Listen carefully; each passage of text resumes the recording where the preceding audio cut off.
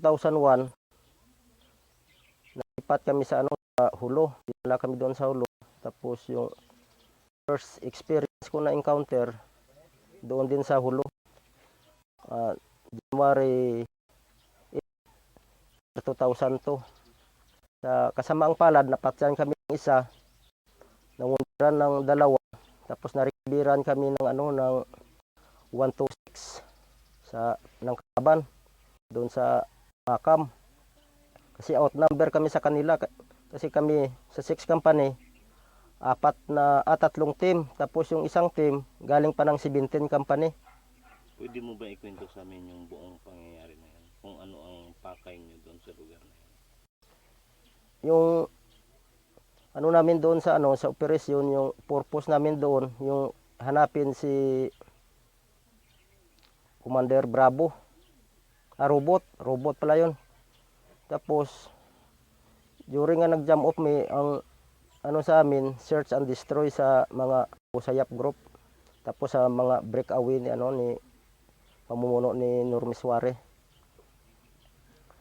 Umpisa doon, mga pang 7 days yung dala namin. Tapos pang 4 days, scour kami sa area. Tapos nag-conduct patrol, 4 na team. Ang nagdala sa amin si Lieutenant Dib Negracia, yung PL namin dati.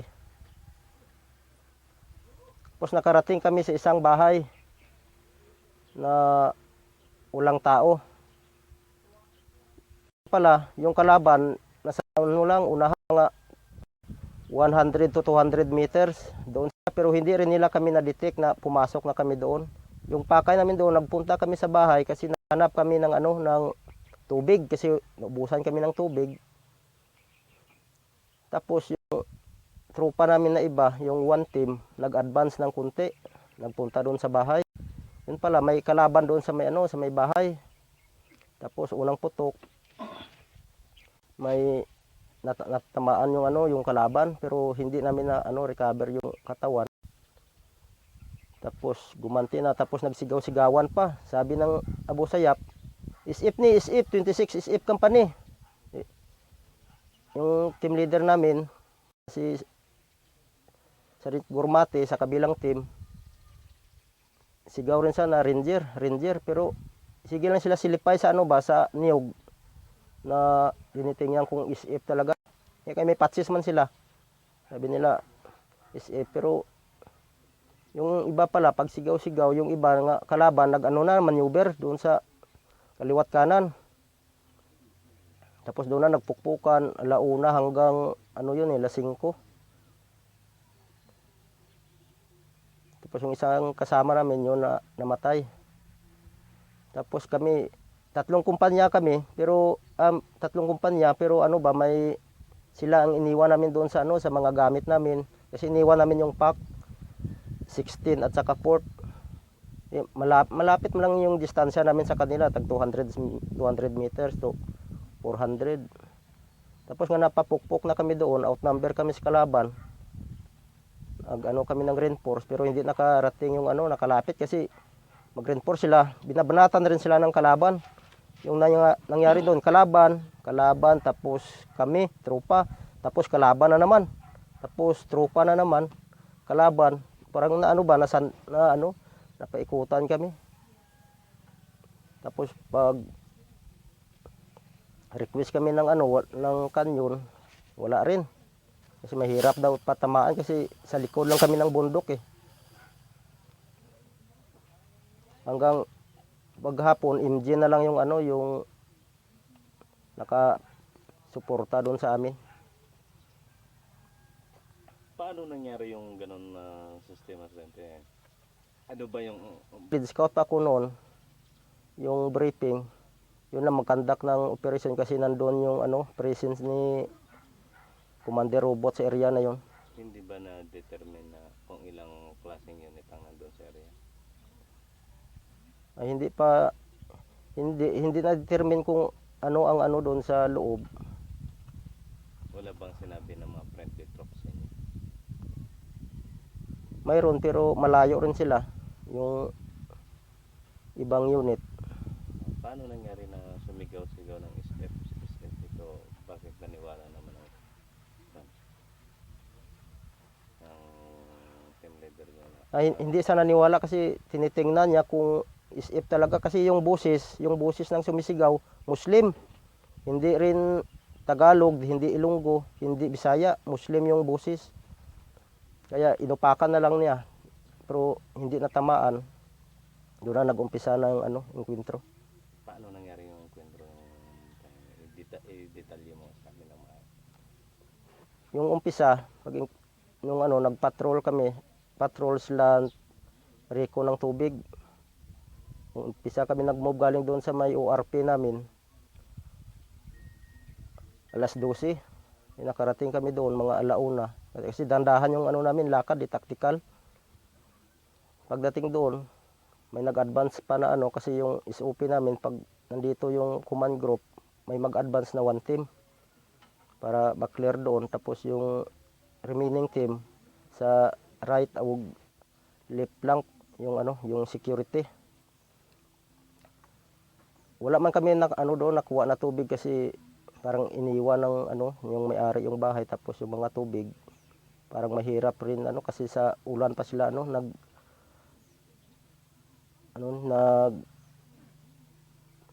naghintay sa sa ulan para magkaroon ng tubig. tapos Tapos doon yung mga aksyon ng mga team leader namin mag-withdraw, pero mahirap kasi mag-withdraw, maraming nakalaban, sandwich na. O sige, hold the line na lang. Nag-hold the line na lang kami hanggang maabutan kami ng MG, tapos makadikit sa amin yung yung port company. Kasi na malapit na kami maubusan ng bala.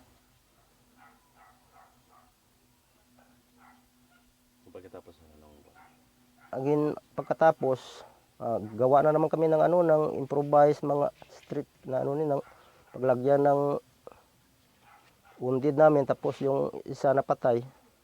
Putol na naman kami ng kawayan. Kami na nagbuhat-buhat na namin doon sa sa hanggang pasok ng sasakyan doon na sa pero naglalakad kami, yung namatay na yon hindi pa na on the spot patay, sa pag-move na ubusan ng dugo. paano nangyari na sandwich kayo? Kasi yung kalaban paikot-ikot.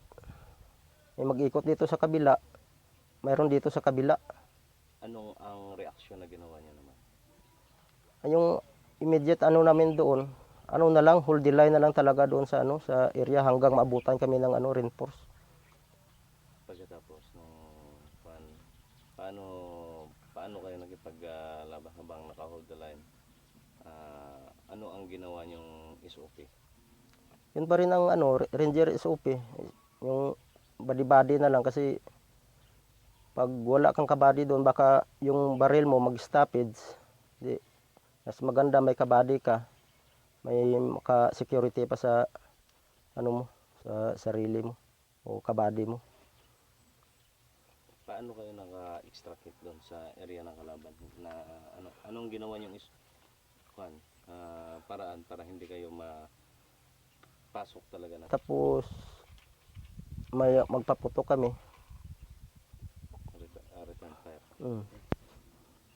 Pagkatapos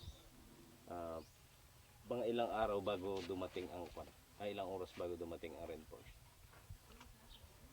Yung reinforce nandun man lang sila sa pero hindi sila makalapit sa amin kasi binabanatan din sila ng kalaban.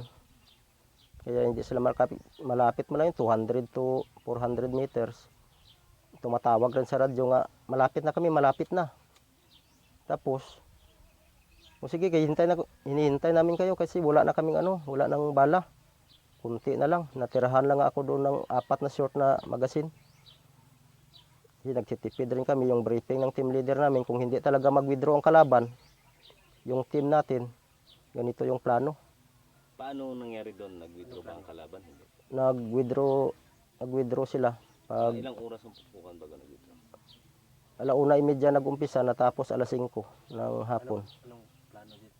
Ganito ang plano, anong plano? nga kung kaso kay yung tinitingnan namin doon tropa sa kabila, tahimik na.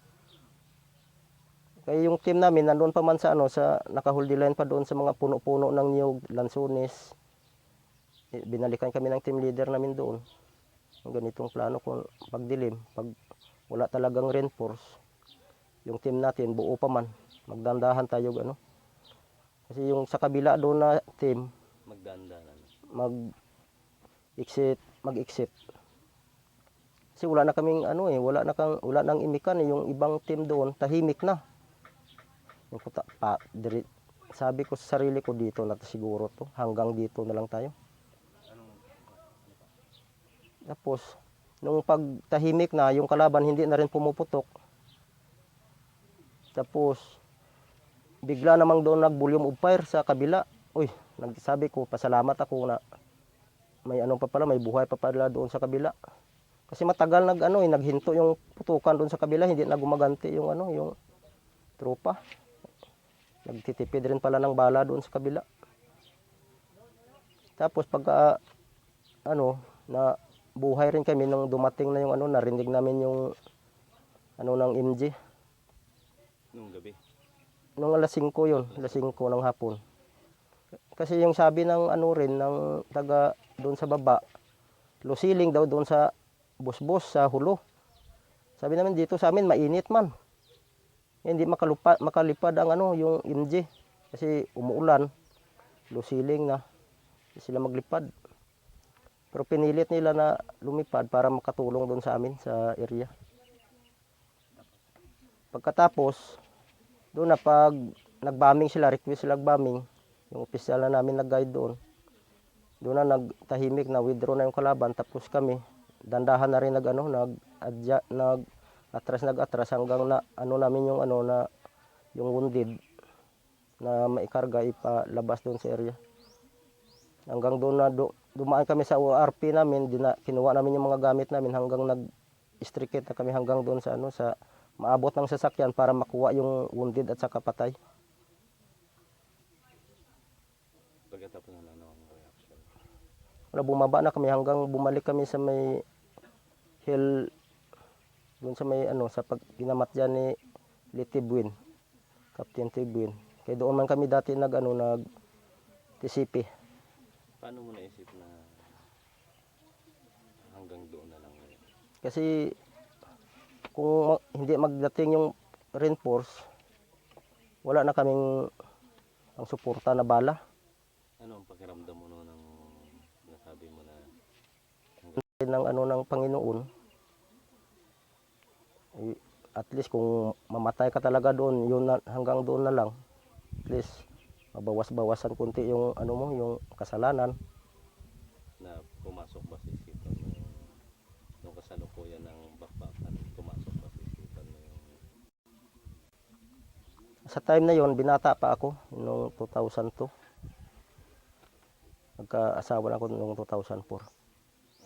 bilang binata? Encuentro, yung taon na yon, yun ang pinaka grabe na encuentro namin. First time pa.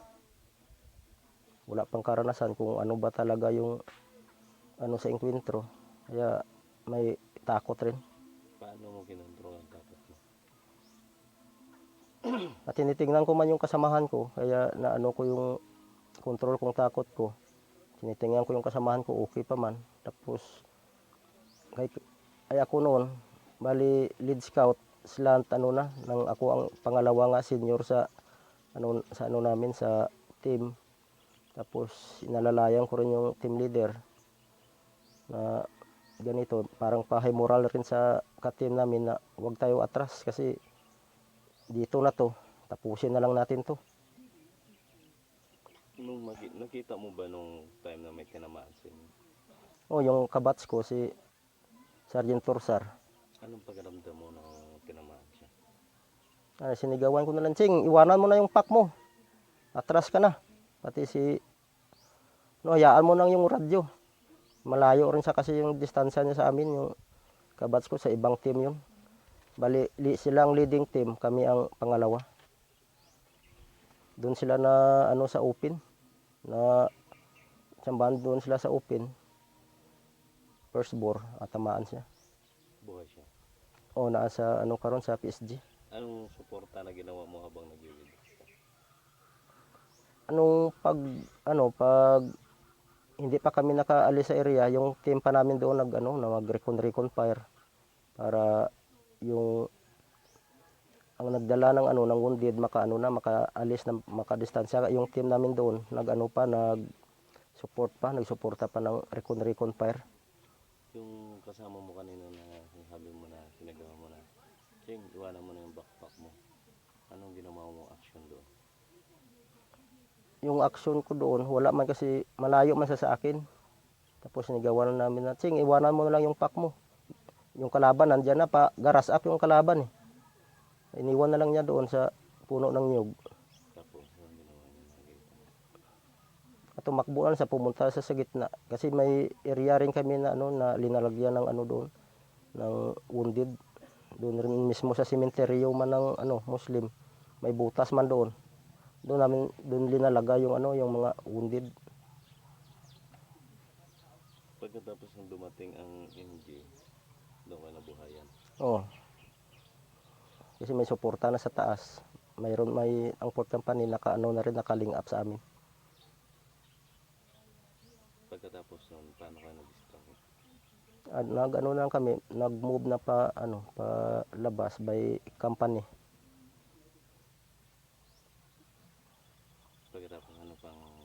Pagkatapos ng enkwentro na yun, nalagasan kayo ng na losses sa inyo. O yung isa. Patay. Ano yung mga losses sa inyo? Yung radio 126.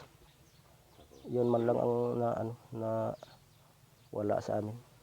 Isa ang patay, isang wounded. Dalawang wounded. Dalawang wounded.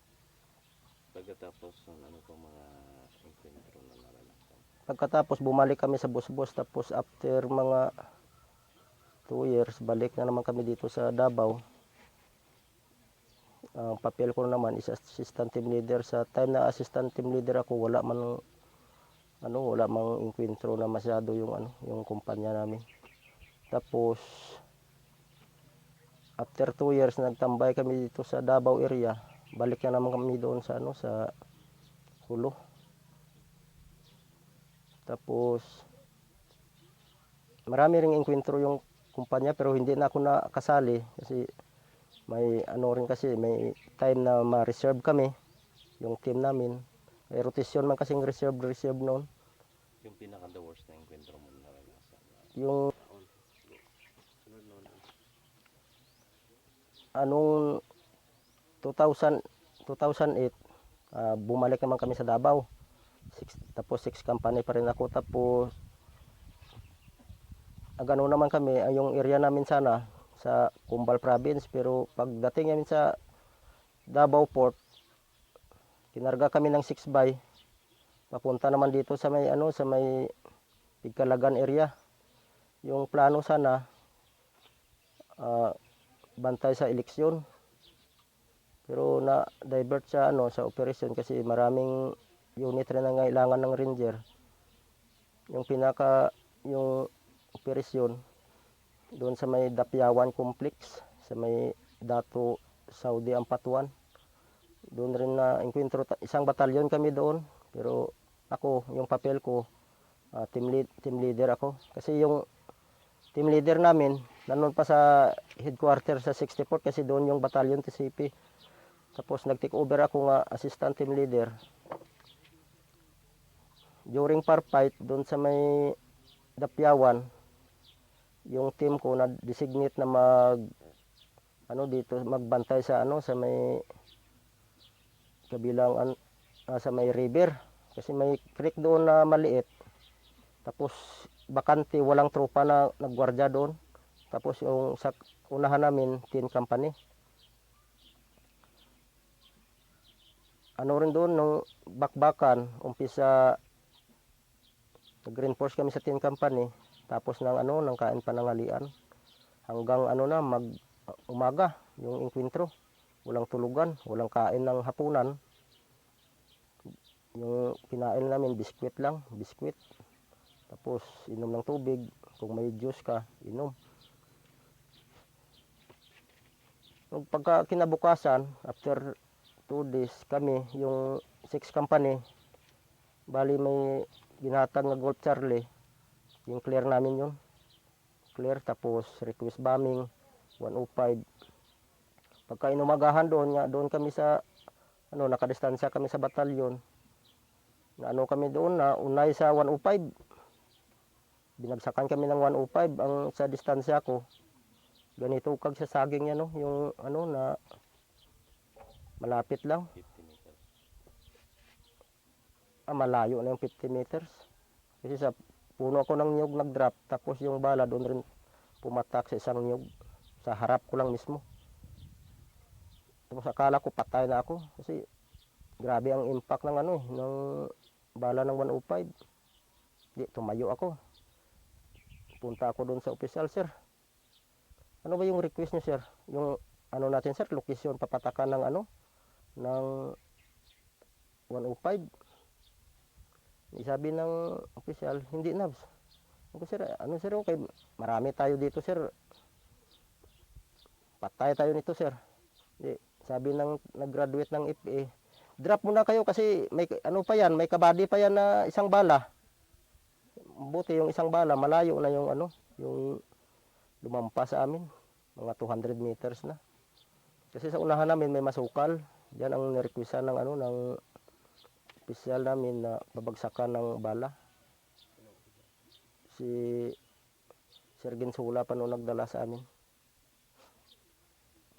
Tapos wala man silang na kung sino nag-request. Alam ko, sir, wala namang ibang unit, sir, na mag-request, sir. Kundi tayo lang, sir. Posible mag-request yung batalyon na papatakan ito. Kaya pinapatakan ito dahil sa request natin. Yun na. Di, prepare naman kami, exit naman kami sa batalyon.